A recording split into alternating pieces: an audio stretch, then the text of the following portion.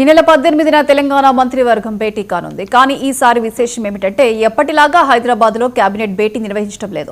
CM Revanth Reddy నేతృత్వంలో ములుగు జిల్లా మేడారంలో మంత్రివర్గం భేటీ కానుంది. సాధారణంగా సచివాలయానికి పరిమితమయ్యే కేబినెట్ భేటీని ఈసారి సమ్మక్క సారలమ్మ మేడారం మహాజాతర నేపథ్యంలో అక్కడే నిర్వహించాలని రాష్ట్ర ప్రభుత్వం నిర్ణయించింది.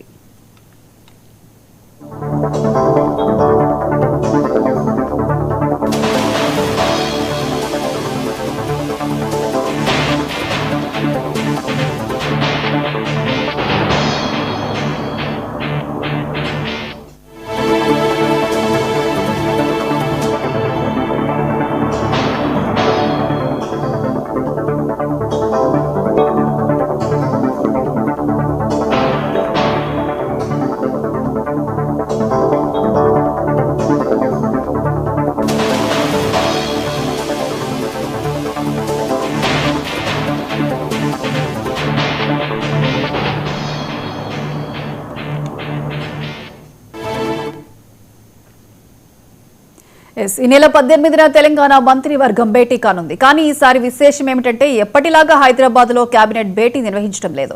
సీఎం రేవంత్ రెడ్డి నేతృత్వంలో ములుగు జిల్లా మేడారంలో మంత్రివర్గం భేటీ కానుంది. సాధారణంగా సచివాలయానికే పరిమితమయ్యే కేబినెట్ భేటీని ఈసారి సమ్మక్క సారలమ్మ మేడారం మహాజాతర నేపథ్యంలో అక్కడే నిర్వహించాలని రాష్ట్ర ప్రభుత్వం నిర్ణయించింది. ఇక ఇదే అంశానికి సంబంధించి పూర్తి అప్డేట్స్ మా స్పెషల్ కరెస్పాండెంట్ తేజ లైవ్ లో అందిస్తారు. తేజ,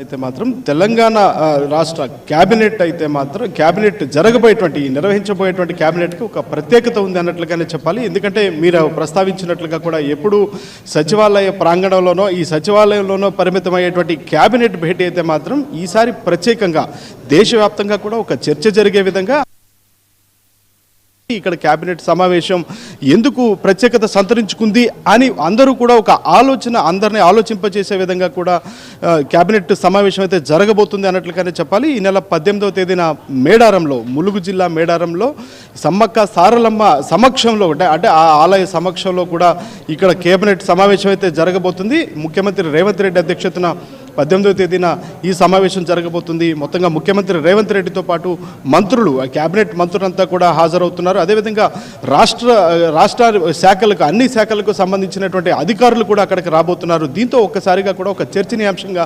మారేటువంటి పరిస్థితిగానే మనం ప్రధానంగా చెప్పాలి. ఎందుకంటే మేడారానికి సంబంధించి ఈ మేడారం జాతర ఎంత ఫేమస్ అనేటువంటిది ఎంత అందరికీ తెలిసినటువంటి విషయం అయినప్పటికీ కూడా చాలా వరకు కూడా అంటే ఇదివరకు గతంలో ఉన్నటువంటి ప్రభుత్వాలు కావచ్చు చాలా వరకు ఏదో కొంత నిధులను కేటాయించాయి. ఏదో అక్కడ జరిగినట్టు అక్కడ ఏవైతే ఈ జాతర జరుగుతుందో ఆ జాతర జరిగినటువంటి సమయంలో కొంత నిధులైతే కేటాయిస్తుండేవారు. కానీ ఈసారి అట్లా కాకుండా ఈ కాంగ్రెస్ ప్రభుత్వం కొలువు తీరిన తర్వాత అంటే తాము ఏ విధంగా చేశారు, ఎన్ని కోట్ల నిధులు వెచ్చించారు, ఈ మేడారం యొక్క ఈ జాతరను దేశవ్యాప్తంగా కూడా లేదంటే ప్రపంచ స్థాయిలో కూడా ఈ మేడారం జాతర గురించి చర్చ జరిగే విధంగా కూడా ఏ స్థాయిలో అభివృద్ధి చేశారు అనేటువంటిది చెప్పేటువంటి విధంగా ఆ స్థాయిలో చర్చ జరిగే విధంగా కూడా మొత్తంగా మేడారంలో అయితే మాత్రం ఈ కేబినెట్ సమావేశం జరగబోతుంది. ఈ కేబినెట్ సమావేశంలో కీలకమైనటువంటి అంశాలే ప్రస్తావనకు రాబోతున్నట్లుగానే తెలుస్తుంది. ప్రధానంగా బడ్జెట్కి సంబంధించినటువంటి అంశాలు ఏ శాఖలకు ఎంతెంత కేటాయించాలి, ఏ శాఖలకు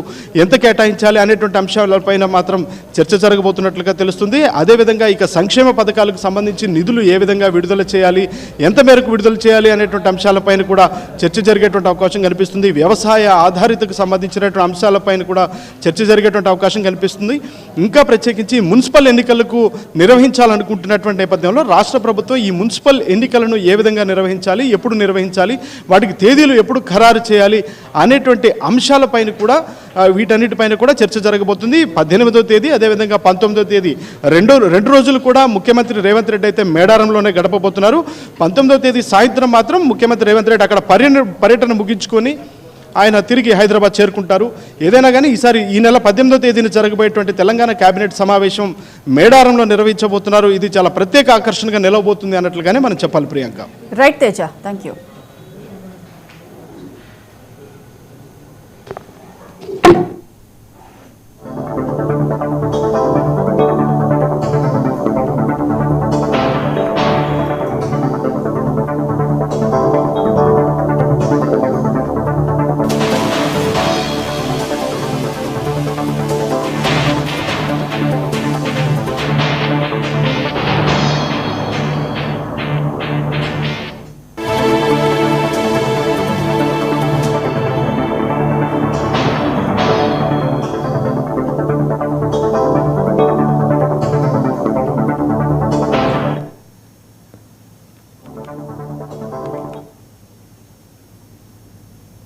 వీధి కుక్కల దాడులపై సుప్రీంకోర్టు